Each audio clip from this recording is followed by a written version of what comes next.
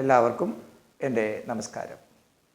ഇപ്പോൾ സമൂഹ മാധ്യമങ്ങളെല്ലാം നിറഞ്ഞു നിൽക്കുന്ന ഒരു വാർത്തയാണ് HMPV, human metapneumovirus എന്നാണത് അറിയപ്പെടുന്നത്.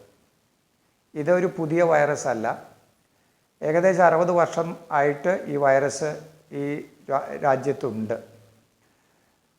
ഇത് പാനിക്കാവേണ്ട കാര്യമില്ല, അല്ലെങ്കിൽ നമ്മൾ പരിഭ്രാന്തരാകേണ്ട കാര്യമില്ല.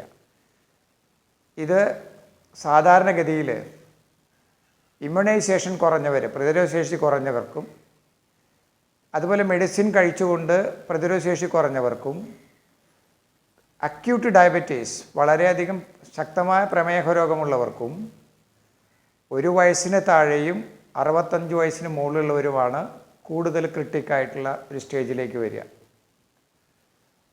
അതിന് കോൾഡ് കഫ് വരുമ്പോൾ നമ്മുടെ ശരീരത്തിൽ മതിയായ വെള്ളം ഉണ്ടോ എന്ന്, ജലാംശം ഉണ്ടോ എന്ന് അനുസരിച്ച് വെള്ളം കുടിച്ചുകൊണ്ടിരിക്കണം.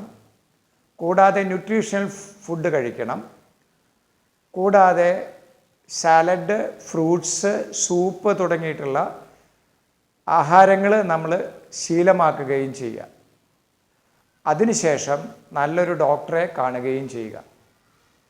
അല്ലാതെ ഇതിന് പാനിക്കാവേണ്ട ആവശ്യമില്ല.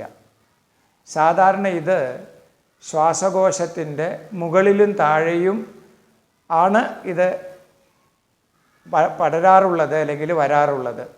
ആ റെസ്പിറേറ്ററി സിസ്റ്റത്തിനെ പൂർണ്ണമായും അത് ബാധിക്കുന്നു എന്നുള്ളതാണ് ഇതിൻ്റെ പ്രത്യേകത.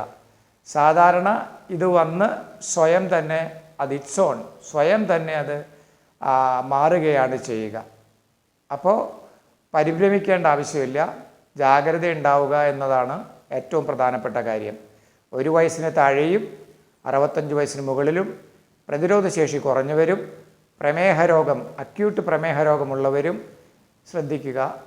അതാണ് നമ്മൾ ചെയ്യേണ്ടത്. നന്ദി, നമസ്കാരം.